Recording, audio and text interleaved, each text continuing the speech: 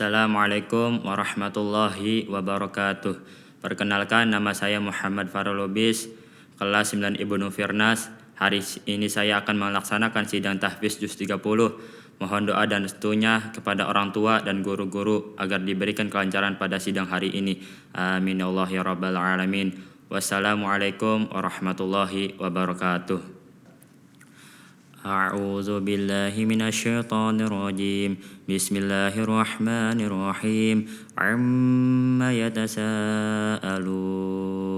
عن النبأ العظيم الذي هم فيه مختلفون كلا سيعلمون ثم كلا سيعلمون ألم نجعل الأرض مهادا والجبال أوتادا وخلقناكم أزواجا وجعلنا نومكم سباتا وجعلنا الليل لباسا وجعلنا النهار معاشا وبنينا فوقكم سبعا شدادا وجعلنا سراجا وهاجا وأنزلنا من المعصرات ماء ثجاجا لنخرج به حبا ونباتا وجنات ألفافا إن يوم الفصل كان ميقاتا يوم ينفخ في الصور فتأتون أفواجا وفتحت السماء فكانت أبوابا وصيرت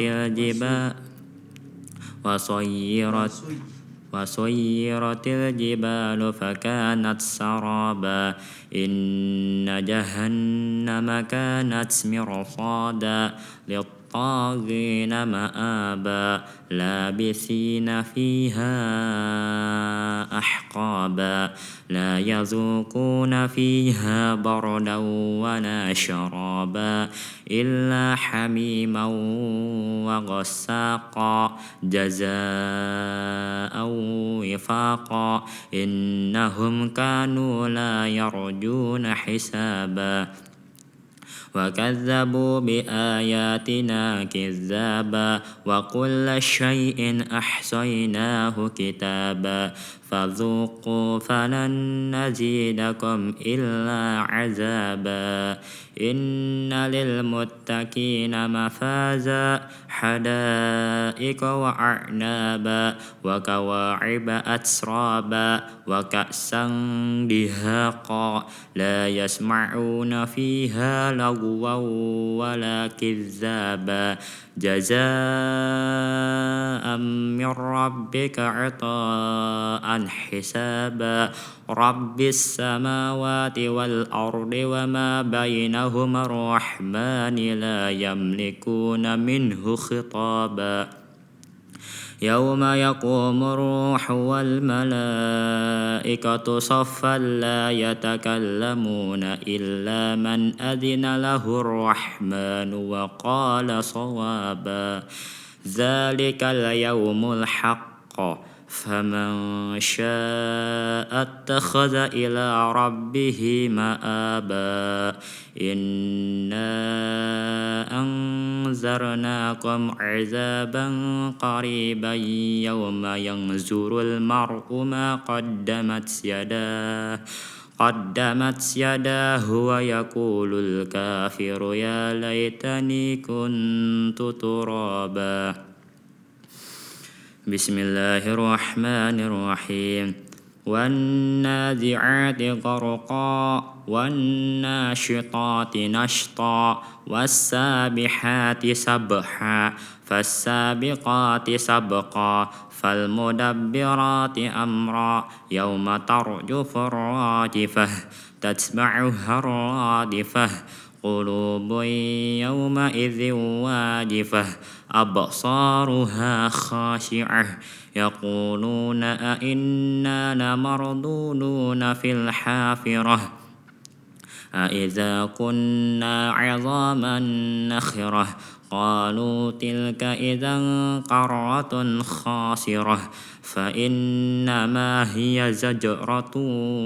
واحدة فإذا هم بالساهرة هل أتاك حديث موسى إذ ناداه ربه بالوادي المقدس طوى اذهب إلى فرعون إنه طغى فقل هل لك إلى أن تزكى وأهديك إلى ربك فتخشى فأراه الآية الكبرى فكذب وعصى ثم أدبر يسعى فحشر فنادى فقال أنا ربكم الأعلى فأخذه الله نكال الآخرة والأولى إن في ذلك لعبرة لمن يخشى أأنتم أشد خلقا أم السماء بناها رفع سمكها فسواها وأغطش ليلها وأخرج ضحاها والأرض بعد ذلك دحاها أخرج منها ماءها ومرعاها والجبال أرساها متاعا لكم ولأنعامكم فإذا جاءت الطامة الكبرى يوم يتذكر الإنسان ما سعى وبرزت الجحيم لمن يرى فأما من طغى وآثر الحياة الدنيا فإن الجحيم هي المأوى وأما من خاف مقام ربه ونهى النفس عن الهوى فإن الجنة هي المأوى يسألونك عن الساعة أيان مرساها فيما أنت من ذكراها إلى ربك منتهاها إنما أنت منذر من يخشاها كأنهم يوم يرونها لم يلبثوا إلا عشية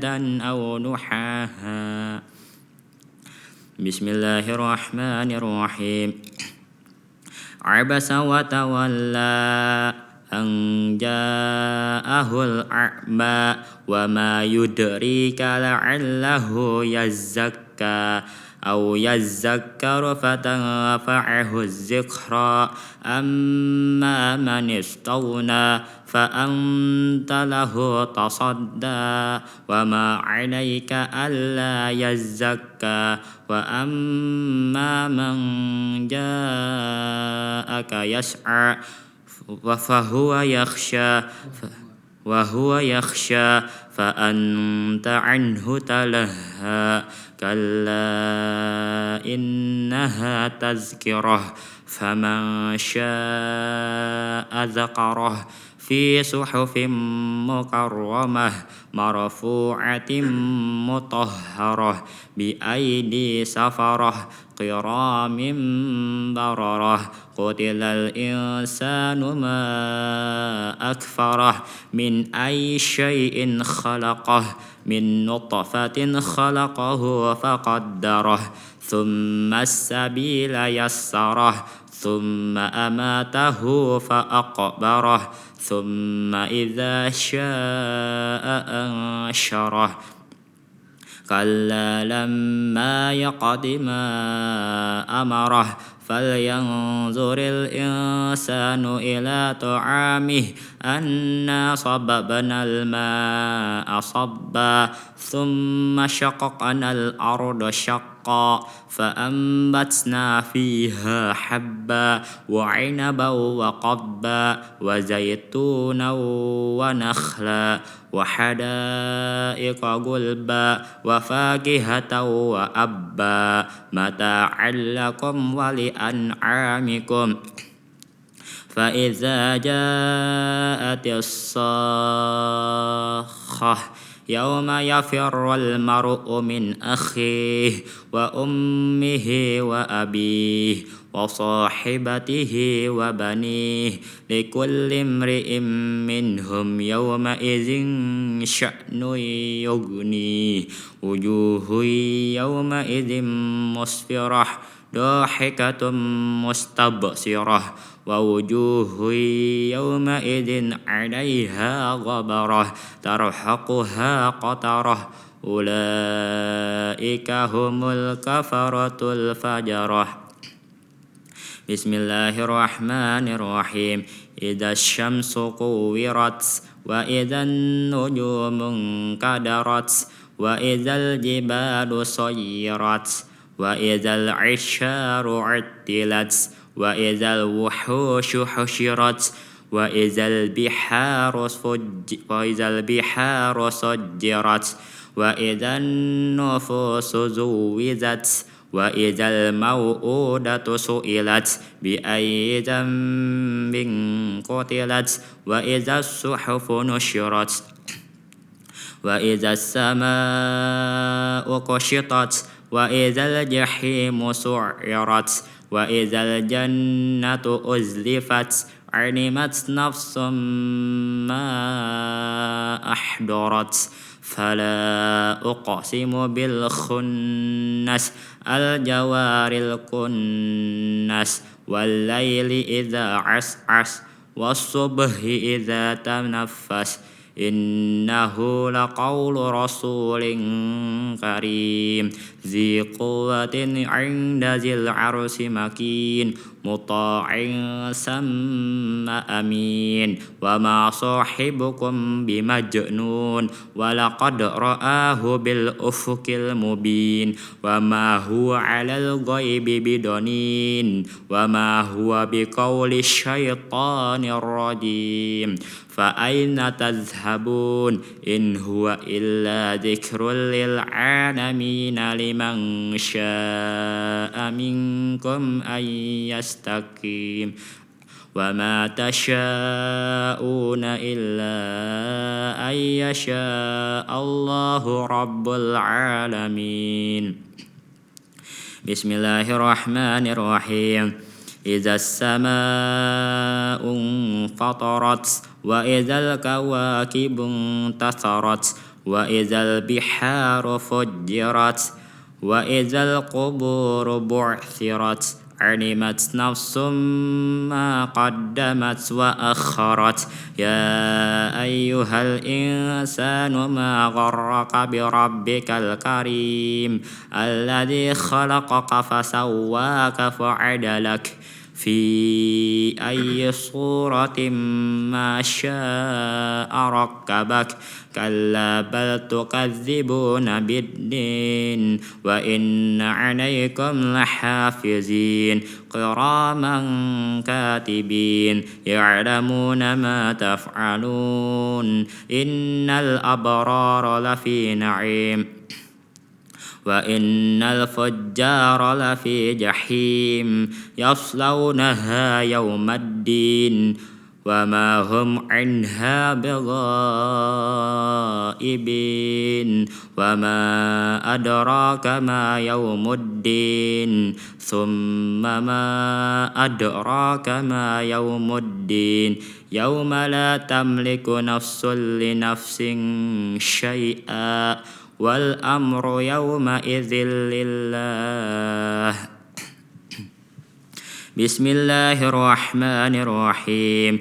ويل للمطففين الذين إذا اكتالوا على الناس يستوفون وإذا كالوهم أو وزنوهم يخسرون ألا يظن أولئك أنهم مبعوثون ليوم عظيم يوم يقوم الناس لرب العالمين كلا إن كتاب الفجار لفي سجين وما أدراك ما سجين كتاب مرقوم ويل يومئذ للمكذبين الذين يكذبون بيوم الدين وما يكذب به إلا كل معتد أثيم إذا تتلى عليه آياتنا قال أساطير الأولين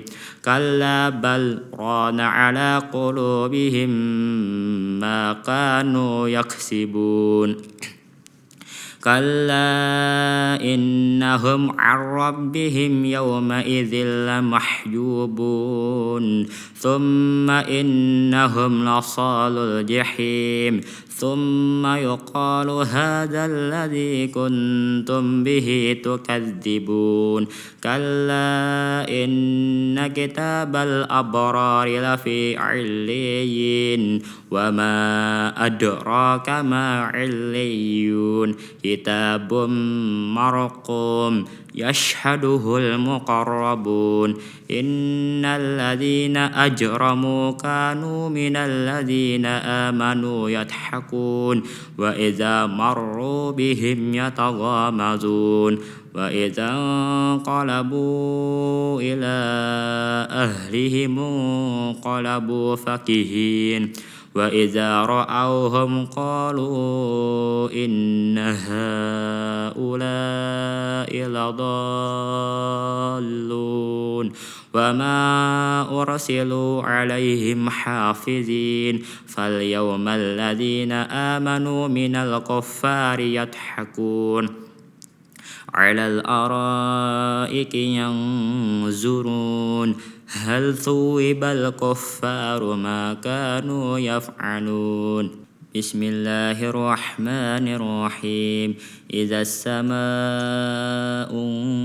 انشقت وأذنت لربها وحقت وإذا الأرض مدت وألقت ما فيها وتخلت وأذنت لربها وحقت يا أيها الإنسان إنك كادح إلى ربك كدحا فملاقيه فأما من أوتي كتابه بيمينه فسوف يحاسب حسابا يسيرا وينقلب إلى أهله مسرورا وأما من أوتي كتابه وراء ظهره فسوف يدعو صبورا ويصلى سعيرا إنه كان في أهله مسرورا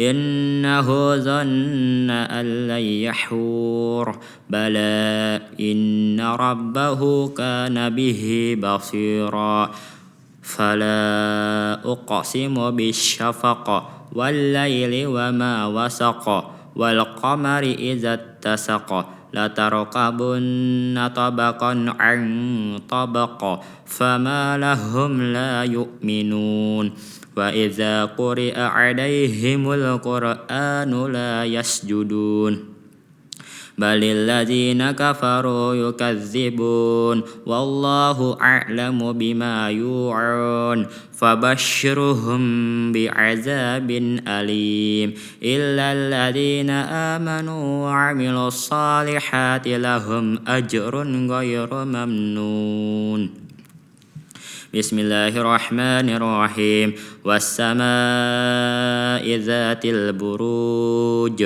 واليوم الموعود وشاهد ومشهود قتل أصحاب الأخدود النار ذات الوقود إذ هم عليها قعود وهم على ما يفعلون بالمؤمنين شهود وما نقموا منهم إلا أن يؤمنوا بالله العزيز الحميد الذي له ملك السماوات والأرض والله على كل شيء شهيد إن الذين فتنوا المؤمنين والمؤمنات ثم لم يتوبوا فلهم عذاب جهنم ولهم عذاب الحريق إن الذين آمنوا وعملوا الصالحات لهم جنات تجري من تحتها الأنهار ذلك الفوز الكبير إن بطش ربك لشديد إنه على ذلك إنه هو يبدئ ويعيد وهو الغفور الودود ذو العرش المجيد فعال لما يريد هل أتاك حديث الجنود فرعون وثمود بل الذين كفروا في تكذيب والله من ورائهم محيط بل هو قرآن مجيد في لوح محفوظ بسم الله الرحمن الرحيم والسماء والطارق وما أدراك ما الطارق النجم الثاقب إن كل نفس لما عليها حافظ فلينظر الإنسان مما خلق من ماء دافق يخرج من بين الصلب والترائب إنه على رجعه لقادر يوم تبلى السرائر إنه لقول فما له من قوة ولا ناصر والسماء ذات الرجع والأرض ذات الصدع إنه لقول فصل وما هو بالهجر إنهم يكيدون كيدا وأكيد كيدا فمهل الكافرين أمهلهم رويدا بسم الله الرحمن الرحيم سبح اسم ربك الأعلى الذي خلق فسوى والذي قدر فهدى والذي أخرج المرعى فجعله غثاء أحوى سنقرئك فلا تنسى إلا ما شاء الله إنه يعلم الجهر وما يخفى ونيسرك لليسرى فذكر إن نفعت الذكرى سيذكر من يخشى ويتجنبها الأشقى الذي يصلى النار الكبرى ثم لا يموت فيها ولا يحيا قد أفلح من تزكى وذكر اسم ربه فصلى بل تؤثرون الحياة الدنيا والآخرة خير وأبقى إن هذا لفي الصحف الأولى صحف إبراهيم وموسى بسم الله الرحمن الرحيم هل أتاك حديث الغاشية وجوه يومئذ خاشعة عاملة ناصبة تصلى نارا حامية تسقى من عين آنية ليس لهم طعام إلا من ضريع لا يسمن ولا يغني من جوع وجوه يومئذ ناعمة لسعيها راضية في جنة عالية لا تسمع فيها لاغية فيها عين جارية فيها سرر مرفوعة وأكواب موضوعة ونمارق مصفوفة وزرابي مبصوصة أفلا ينظرون إلى الإبل كيف خلقت وإلى السماء كيف رفعت وإلى الجبال كيف نصبت وإلى الأرض كيف سطحت فذكر إنما أنت مذكر لست عليهم بمسيطر إلا من تولى وكفر فيعذبه الله العذاب الأكبر إن إلينا إيابهم ثم إن علينا حسابهم بسم الله الرحمن الرحيم والفجر وليال عشر والشفع والوتر والليل إذا يسر هل في ذلك قسم لذي حجر ألم تر كيف فعل ربك بعاد إرم ذات العماد التي لم يخلق مثلها في البلاد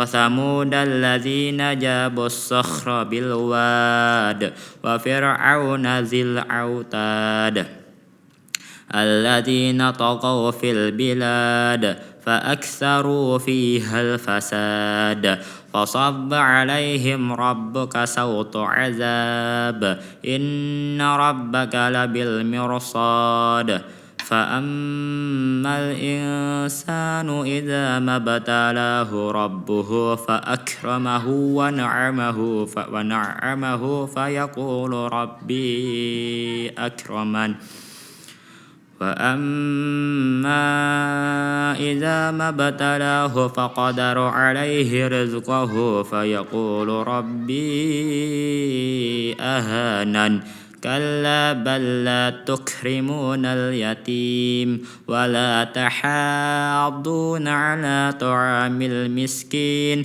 وتأكلون التراث أكلا لما وتحبون المال حبا جما كلا إذا دكت الأرض دكا دكا وجاء ربك والملك صفا صفا وجيء يومئذ بجهنم يومئذ يتذكر الإنسان وأنى له الذكرى يقول يا ليتني قدمت لحياتي فيومئذ لا يعذب عذابه أحد ولا يوثق وثاقه أحد يا أيتها النفس المطمئنة ارجعي إلى ربك راضية مرضية فادخلي في عبادي وادخلي جنتي بسم الله الرحمن الرحيم لا أقسم بهذا البلد وأنت حل بهذا البلد ووالد وما ولد لقد خلقنا الإنسان في كبد أيحسب أن لن يقدر عليه أحد يقول أهلكت مالا لبدا أيحسب أن لم يره أحد ألم نجعل له عينين ولسانا وشفتين وهديناه النجدين فلاقتحم العقبة وما أدراك ما العقبة فك رقبة أو إطعام في يوم ذي مسغبة يتيما ذا مقربة أو مسكينا ذا متربة ثم كان من الذين آمنوا وتواصوا بالصبر وتواصوا بالمرحمة أولئك أصحاب الميمنة والذين كفروا بآياتنا هم أصحاب المشأمة عليهم نار مؤصدة. بسم الله الرحمن الرحيم. والشمس وضحاها والقمر إذا تلاها والنهار إذا جلاها والليل إذا يغشاها والسماء وما بناها والأرض وما طحاها ونفس وما سواها فألهمها فجورها وتقواها قد أفلح من زكاها وقد خاب من دساها. كذبت ثمود بطغواها إذ انبعث أشقاها فقال لهم رسول الله ناقة الله وسقياها فكذبوه فعقروها فدمدم عليهم ربهم بذنبهم فسواها ولا يخاف عقباها. بسم الله الرحمن الرحيم. والليل إذا يغشى والنهار إذا تجلى وما خلق الذكر والأنثى إن سعيكم لشتى فأما من أعطى واتقى وصدق بالحسنى فسنيسره لليسرى وأما من بخل واستغنى وكذب بالحسنى فسنيسره للعسرى وما يغني عنه ماله إذا تردى إن علينا للهدى وإن لنا للآخرة والأولى فأنذرتكم نارا تلظى لا يصلاها إلا الأشقى الذي كذب وتولى وسيجنبها الأتقى الذي يؤتي ماله يتزكى وما لأحد عنده من نعمة تجزى إلا ابتغاء وجه ربه الأعلى ولسوف يرضى. بسم الله الرحمن الرحيم. والضحى والليل إذا سجى ما ودعك ربك وما قلى وللآخرة خير لك من الأولى ولسوف يعطيك ربك فترضى ألم يجدك يتيما فآوى ووجدك ضالا فهدى ووجدك عائلا فأغنى فأما اليتيم فلا تقهر وأما السائل فلا تنهر وأما بنعمة ربك فحدث. بسم الله الرحمن الرحيم. ألم نشرح لك صدرك ووضعنا عنك وزرك الذي أنقض ظهرك ورفعنا لك ذكرك فإن مع العسر يسرا إن مع العسر يسرا فإذا فرغت فانصب وإلى ربك فارغب. بسم الله الرحمن الرحيم. والتين والزيتون وطور سينين وهذا البلد الأمين لقد خلقنا الإنسان في أحسن تقويم ثم رددناه أسفل سافلين إلا الذين آمنوا وعملوا الصالحات فلهم أجر غير ممنون فما يكذبك بعد بالدين أليس الله بأحكم الحاكمين. بسم الله الرحمن الرحيم. اقرأ باسم ربك الذي خلق خلق الإنسان من علق اقرأ وربك الأكرم الذي علم بالقلم علم الإنسان ما لم يعلم كلا إن الإنسان ليطغى أن رآه استغنى إن إلى ربك الرجعى أرأيت الذي ينهى عبدا إذا صلى أرأيت إن كان على الهدى أو أمر بالتقوى أرأيت إن كذب وتولى ألم يعلم بأن الله يرى كلا لئن لم ينته لنسفعا بالناصية ناصية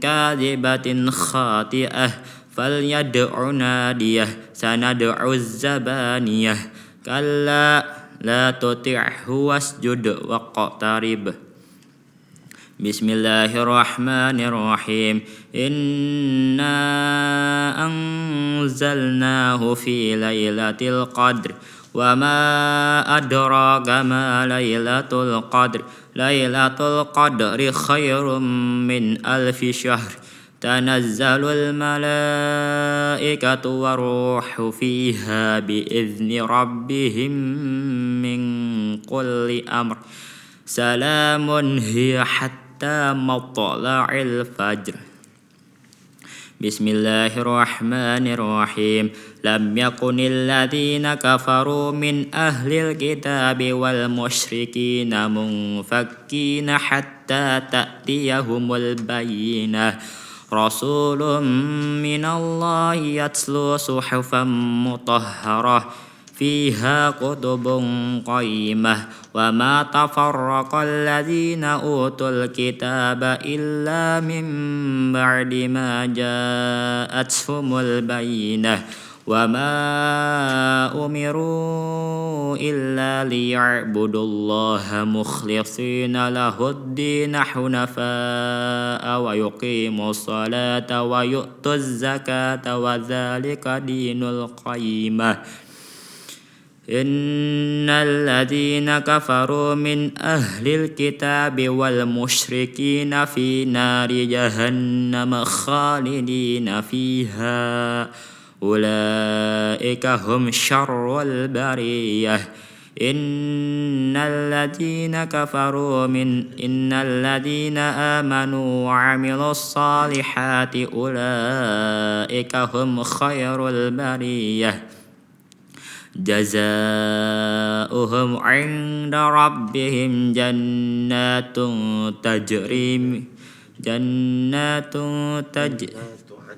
جنات عدن تجري من تحتها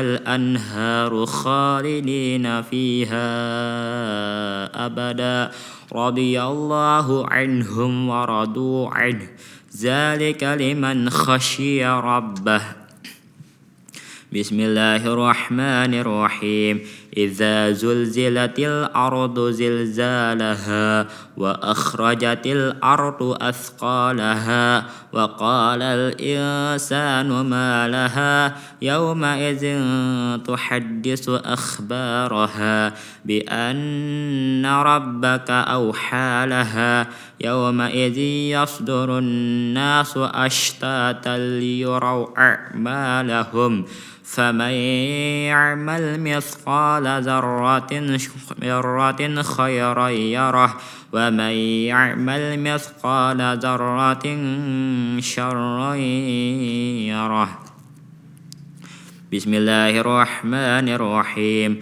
والعاديات ضبحا فالموريات قدحا فالمغيرات صبحا فأثرن به نقعا فوسطن به جمعا إن الإنسان لربه لكنود وإنه على ذلك لشهيد وإنه لحب الخير لشديد أفلا يعلم إذا بعثر ما في القبور وحصل ما في الصدور إن ربهم بهم يومئذ لخبير.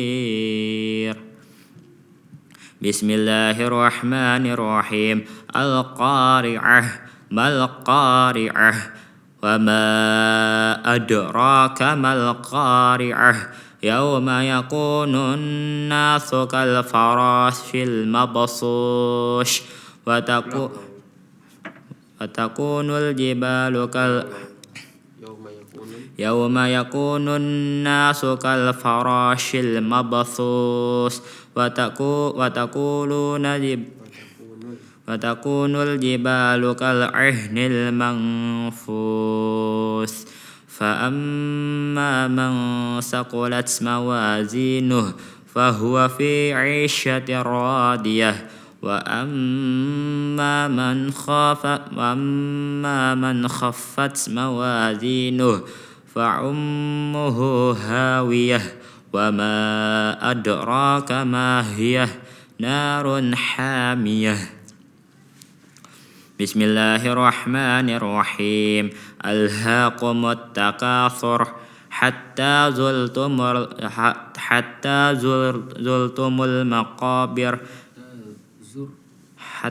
زرتم المقابر كلا سوف تعلمون ثم كلا سوف تعلمون كلا لو تعلمون علم اليقين لترون الجحيم ثم لترونها عين اليقين ثم لتسألن يومئذ عن النعيم.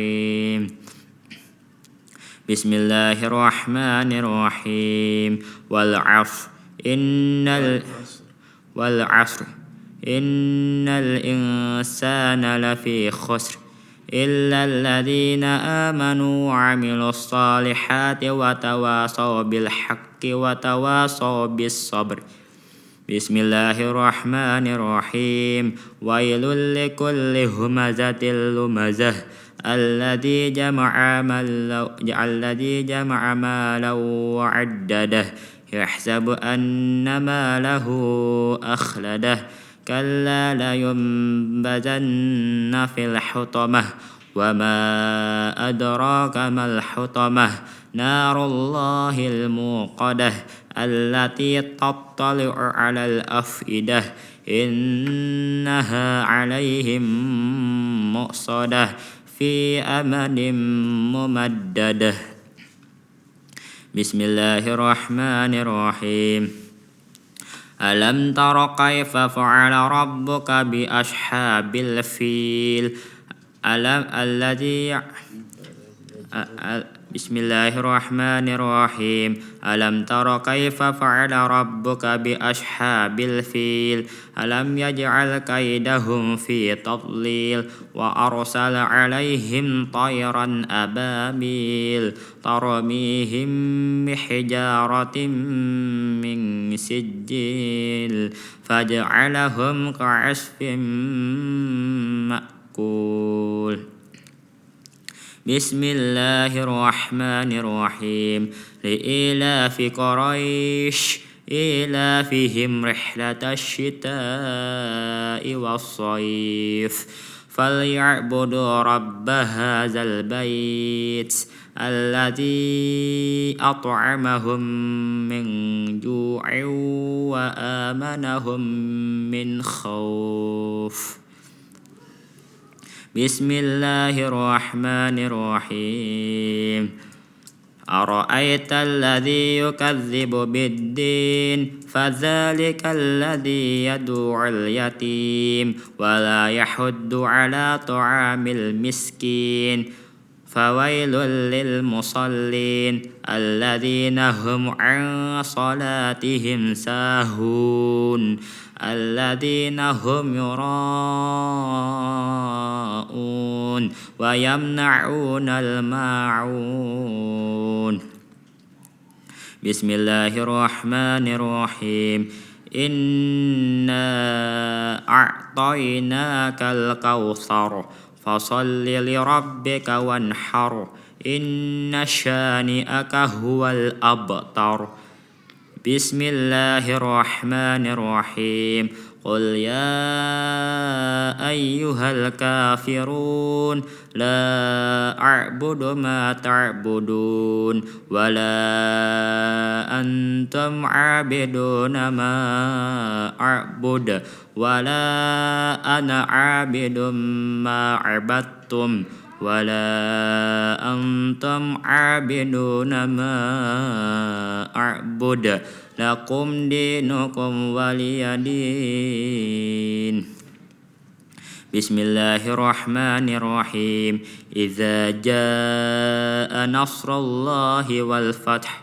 ورأيت الناس يدخلون في دين الله أفواجا فسبح بحمد ربك واستغفر إنه كان توابا بسم الله الرحمن الرحيم تبت يدا أبي لهب وتب ما أغنى عنه ماله وما كسب سيصلى نارا ذات لهب وامرأته حمالة الحطب في زيدها حبل من مسد بسم الله الرحمن الرحيم قل هو الله أحد الله الصمد لم يلد ولم يولد ولم يكن له كفوا أحد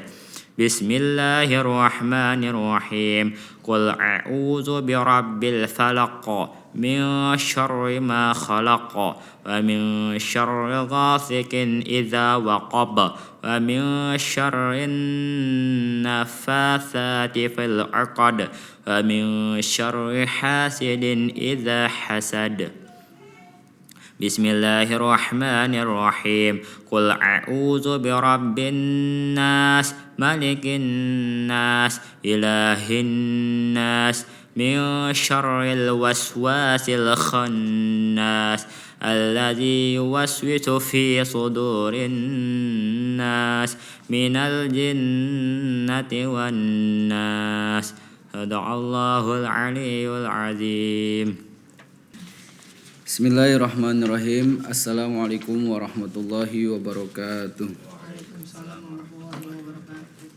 Alhamdulillahirabbil alamin wa bihi nasta'inu ala umuril dunya waddin. Wassalatu wassalamu ala asrafil anbiya'i wal mursalin wa ala alihi wa sahbihi ajma'in. Qala rabbi shrah li sadri wa yassir li amri wahlul 'uqdatam min lisani yafqahu qawli. Yang saya hormati kedua orang tua, baik dari mama dan kakak dari Ananda Farel, yang saya hormati juga rekan saya Pak Ustadz Irfan Mahendra, dan yang saya banggakan Ananda Muhammad Farel Lubis, dan alhamdulillah telah menyelesaikan sidang tahfiz juz 30-nya. Di sini saya akan membacakan koreksian atau evaluasi apa yang tadi dibaca dengan kriteria penilaian yaitu gunnah dan bila gunnah, mad dan qasar, qalqalah, waqaf dan iftida. Untuk secara keseluruhan kriteria ilmu tajwid yang dibacakan oleh Ananda Muhammad Farel Lubis itu sudah sangat baik. Hanya ada beberapa koreksian. Yang pertama, sering banget itu di hukum gunnah itu melebihi dari tekanannya, begitu ya. Harusnya cukup tekan aja, kayak bunyi bel tet tet begitu aja. Inna summa, nah cukup segitu aja, nggak usah saya lebih dalam lagi. Summa, nah, inna itu contohnya gitu ya. Bacaan gunnah hanya cukup dia menekan saja begitu. Nah contohnya terus juga Pertama banget di surah An-Naba ini dalam ayat 37 itu idhar itu bacanya jangan sampai kayak sakta, kayak minhu. Nah, tidak begitu. Walaupun memang jelas minhu, harusnya dibacanya ngalir aja, minhu, minhu, minhu.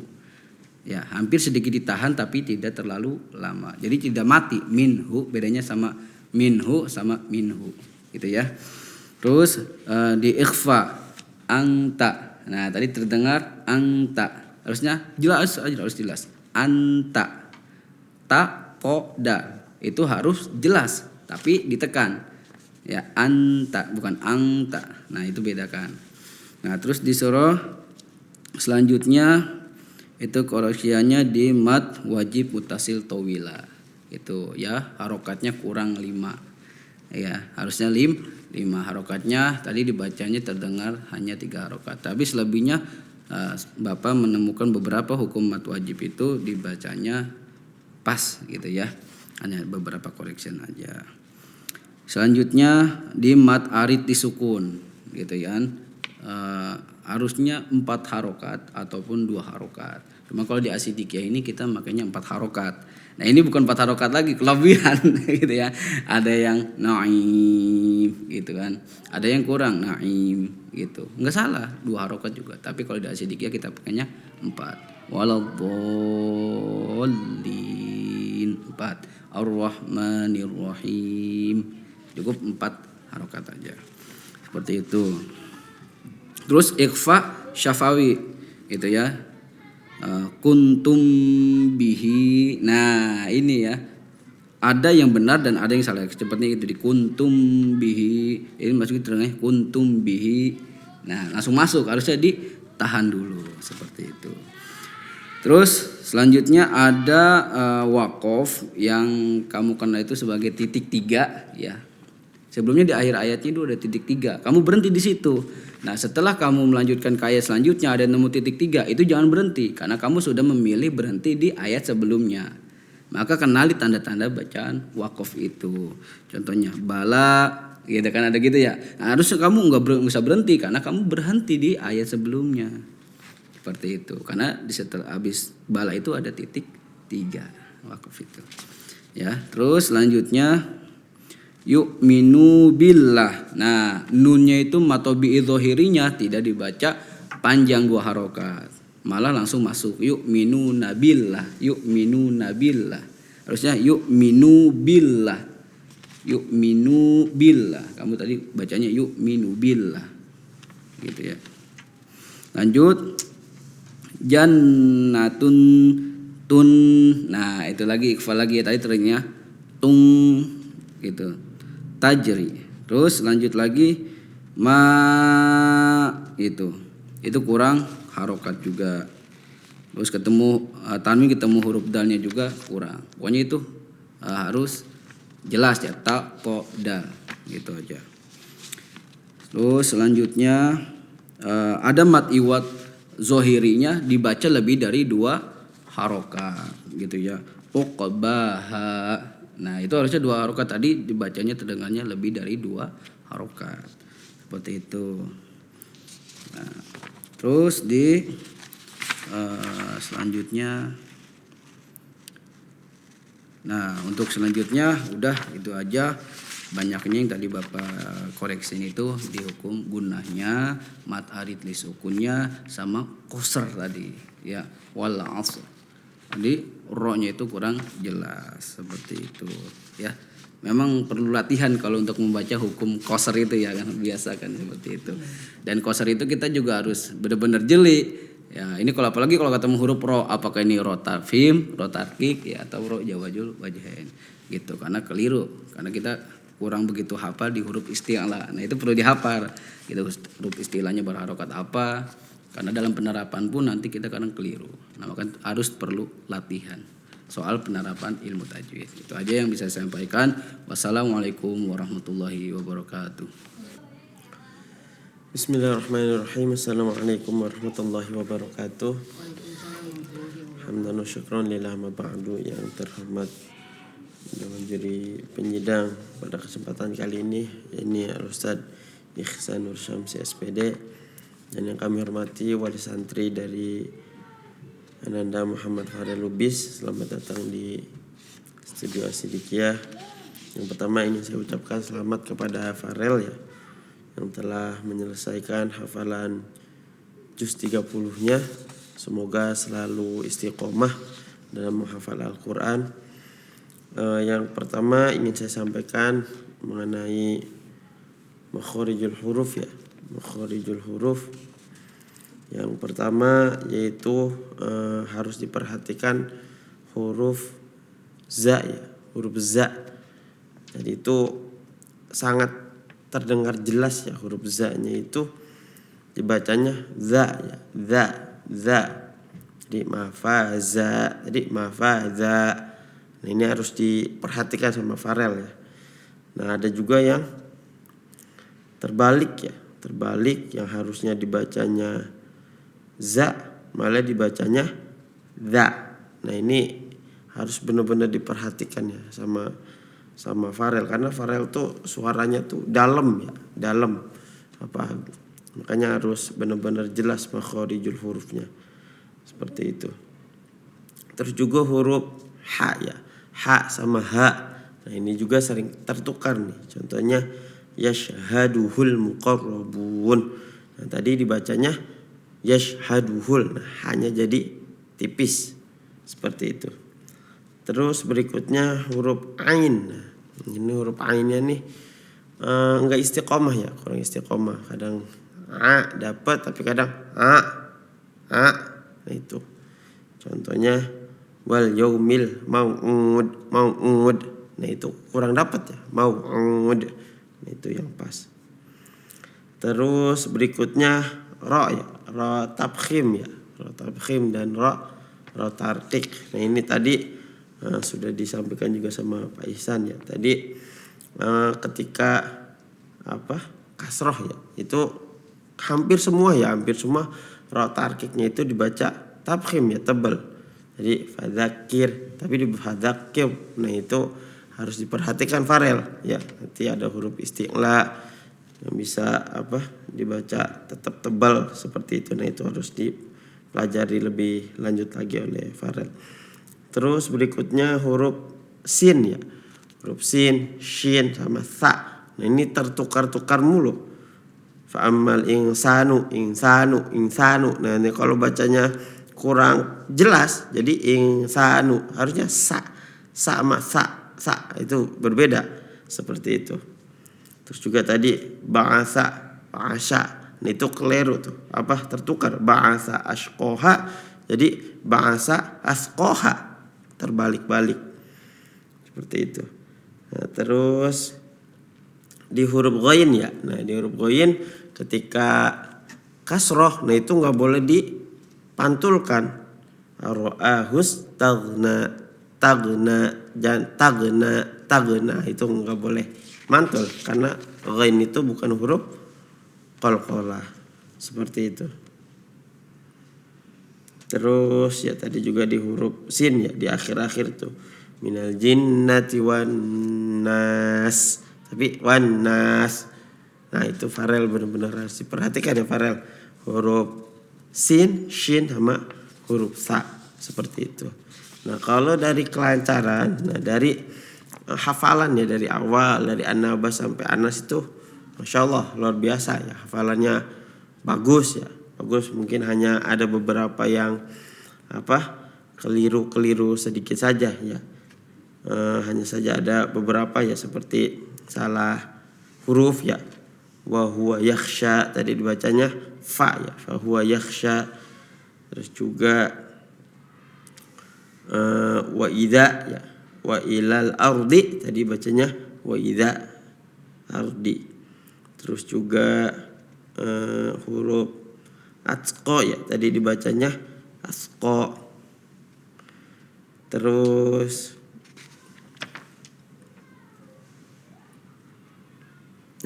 di surah Al-Bayyinah tadi jannatu adnin, tadi dibacanya jannatun. Nah, itu Farel ya. Jadi pas di surah Al-Bayyinah tuh jannatu adnin tidak ada tanwinnya, tapi hanya dhammah seperti itu. Terakhirnya itu qalqalah ya. Nah, huruf qalqalah Farel tuh terjeda ya, seperti ada saktahnya. Mana tadi ya?